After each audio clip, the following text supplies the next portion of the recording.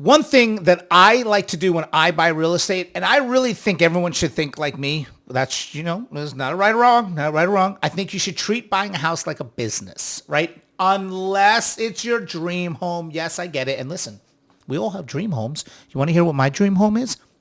A beautiful house that no, it doesn't even have to be beautiful, to be honest.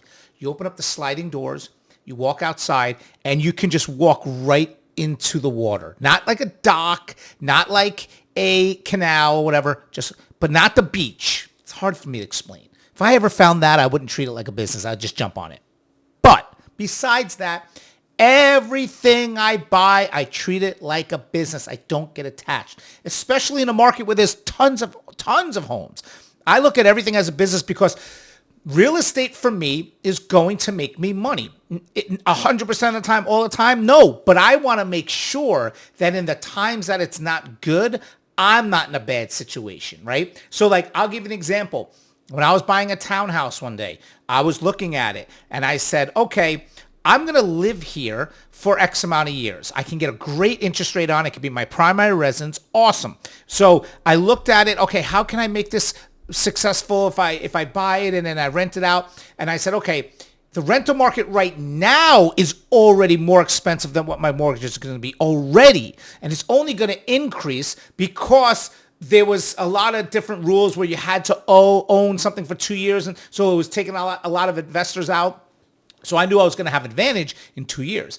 So what I did was I bought the property, phenomenal deal. I made sure I asked for all my closing costs. Again, I was looking at townhomes in this development, right? Because I knew that I didn't need to have necessarily this one, but I was looking at 3 or 4 of them. But then I'm also looking at it like, I want to make sure I'm getting a corner lot or a prime lot because I look at everything as a resale value.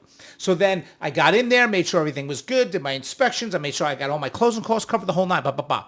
So when I was ready to rent it out and I knew that everything changed, awesome. I can rent my property out now because I've lived here long enough, right? All the other people that were buying, they couldn't, right? So it was pushing a lot of investors out. Now I can rent my property top dollar. My mortgage was cheap enough, way cheap enough compared to what the rental market was. And I also had the most desirable lot because I made sure that I bought one of those smaller percentages of properties that had the desired lot. Yeah, I'm getting into it. I'm blabbering, blah, blah, blah. But my point is that little difference, even if I'm making an extra $100 a month or $150 a month, well, that's still more money, right? At the end of the day for me, that can go towards principal. A lot of times when I buy properties, I also look at it like, can I do a 15-year loan? If I can't do a 15-year loan, how much can I make on rent to pay more towards principal? Everything in my mind is a calculated business for me in the future because so many people are so quick to be like, I'm going to take my money and my company's going to match it. I'm going to put it in my retirement and da-da-da. But then they don't look at real estate like that. And you got to look at it like that because that's a secondary retirement fund. That could be an emergency fund. That could be a fund. That could be a child's education. It's so much involved in it. Like, I don't want to buy something that loses value but can gain value, if you hear what I'm saying. Like, cars lose value. Right? Buy a car, they say the second you drive it off the lot, you lose 30%, whatever the case may be. Real estate can give you always an edge if you treat it like a business. Now, someone can say, well, I bought a house and then the market crashed. There's unpredictable factors, of course, right?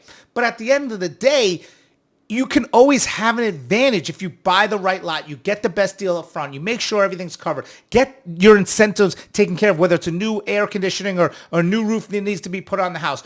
Don't overpay for the best if you can get a better opportunity somewhere. I'll give you another quick one. I don't really want to talk about my personal life all the time, but I remember buying this property that looked like Hannibal Lecter lived in it. It was bad, right? But I seen the vision and nobody wanted it. And listen, after it was done, it was sick, right? And now, even in a bad market, it would fetch top dollar for what we did to the yard and everything else. That's the whole thing, right? Even in a bad market, it's still going to surpass the other homes.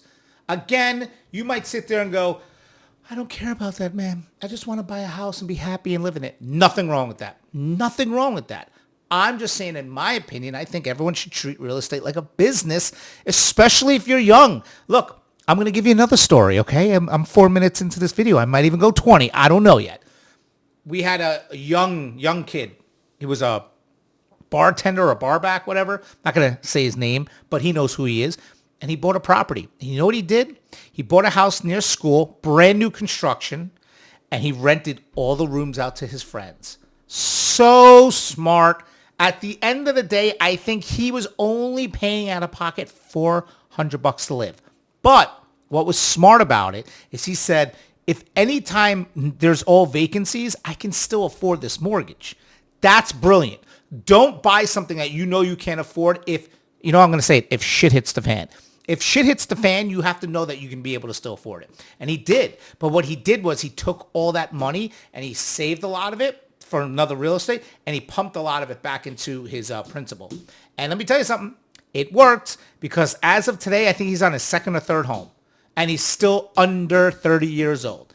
That's what I mean. The amount of money and the amount of success you can have in life just from real estate, if you do it the right way. Is it the only way to make money? Of course not, everyone. There's always ways to make money. I'm a real estate guy, and I'm talking about real estate in these videos. I need a haircut. Number one, my face, look at this. I need to lose weight. I don't know what is going on here. I eat healthy and everything.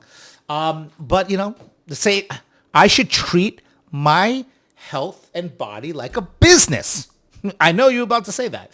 So I hope you guys like these videos. I do them more just to, get some stuff out there to talk to you guys about. I do blogs almost every other day. I don't want to sit here and be like, this is the only way to do things. I try to teach you guys as much. You can comment if you like. You can comment if you don't like it. I don't care. Comments help me anyway. Let me know what you want to learn. How many houses have I sold? Hundreds. Hundreds of houses. Hundreds of houses. I do very well in this business. I'm a hard worker. If you guys want me to do videos on marketing and creative marketing, I can help the realtors out there. I would love to do that. I would love to be a motivational speaker and teach you guys how to make more money. Treat your business like a fun business. Talk to you guys soon. Bye.